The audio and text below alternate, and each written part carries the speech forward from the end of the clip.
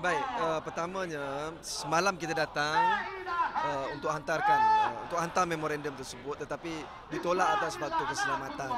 Kemudian kita berhimpun dan berkumpul di hadapan ini, dan saya fikir beberapa bentuk tekanan juga diberikan, dan alhamdulillah hari ini pihak kedutaan bersetuju untuk bertemu. Saya dihubungi lebih kurang jam 1 tengah hari tadi oleh pihak kedutaan, menyatakan kesediaan mereka untuk bertemu dengan wakil kita, dan hanya saya dan Dr. Mazli Malik dibenarkan untuk masuk.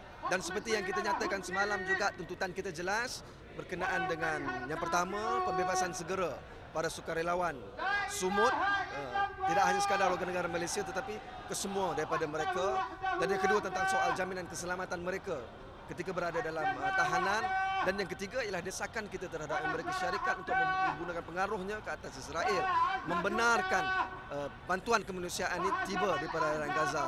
Dan pihak kami telah dimaklumkan oleh wakil daripada kedutaan bahawa mereka sedang berusaha segera mungkin dan memberi jaminan tentang keselamatan dan juga kebajikan khususnya warga negara kita, dan akan mempercepatkan proses membawa mereka pulang ke tanah air.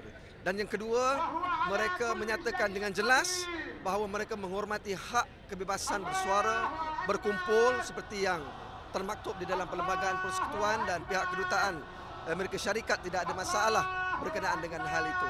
Dan saya juga mengambil kesempatan dalam pertemuan tersebut untuk menyatakan bantahan kita terhadap reconstruction plan yang dikemukakan oleh Washington baru-baru ini tentang pembangunan semula di Gaza, kerana dilihat seolah-olah satu bentuk penjajahan atau perampasan dalam kaedah baru tanpa mengambil kira kehendak dan juga aspirasi penduduk di Gaza dan juga Palestin keseluruhannya. Jadi hari ini ialah manifestasi kepada kemenangan kita, desakan kita, suara lantang kita, dan juga hasil usaha daripada Yang Amat Berhormat Perdana Menteri sejak daripada semalam hingga ke hari ini berhubung dengan pimpinan negara khususnya berhampiran dengan Palestin, termasuk Turki dan juga Emir Qatar, bagi memastikan bahawa proses untuk membawa pulang para sukarelawan ini dapat disegerakan dan dipermudahkan. Saya dimaklumkan oleh wakil pihak kedutaan sebentar tadi, kerana saya juga menanyakan persoalan yang sama, tetapi jaminan yang diberikan kepada kita ialah memorandum dan juga desakan yang kita berikan itu akan dihantar hari ini terus kepada Washington, dan jangka masa yang diberikan itu jawabnya ialah as soon as possible. Sesegera mungkin mereka akan bawa pulang warga negara kita ke negara, insya-Allah. Pendirian kita berkenaan dengan penindasan ataupun pembantaian rakyat di Gaza dan Palestin ini kekal konsisten.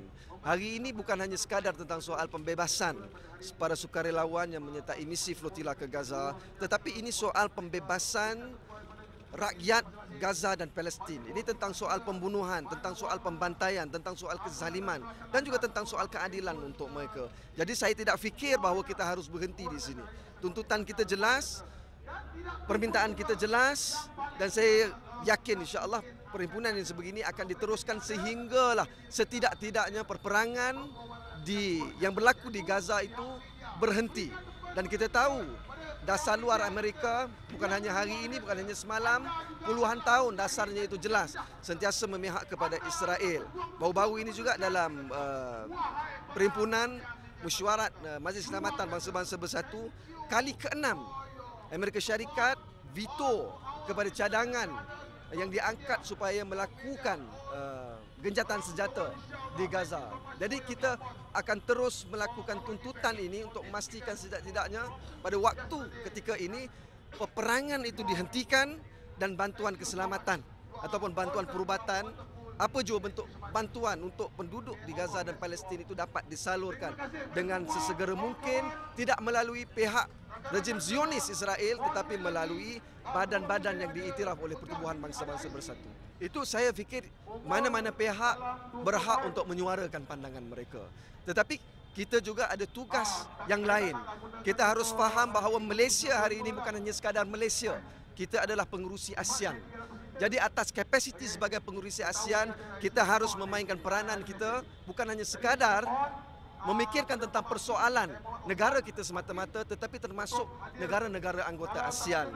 Dan ini adalah ruang diplomasi, ruang diplomatik yang harus kita manfaatkan sebaik mungkin, seperti mana kita gunakan dan kita bangkitkan pada perjumpaan-perjumpaan lain sebelum daripada ini. Bahkan saya yakin insya-Allah dengan kehadiran Presiden Trump ke negara kita, kita boleh nyatakan bantahan kita dengan lebih keras, dengan lebih jelas seperti mana yang telah dilakukan oleh Perdana Menteri sebelum daripada ini, dan itu bukanlah menjadi satu penghalang kepada kita untuk terus menyatakan pendirian kita dan juga prinsip kita dengan jelas. Saya fikir gerakan civil society termasuk juga parti-parti politik hari ini kita boleh saksikan bahawa kita semua dapat duduk bersekali, bersatu, menyatakan bantahan kita dalam hal ini.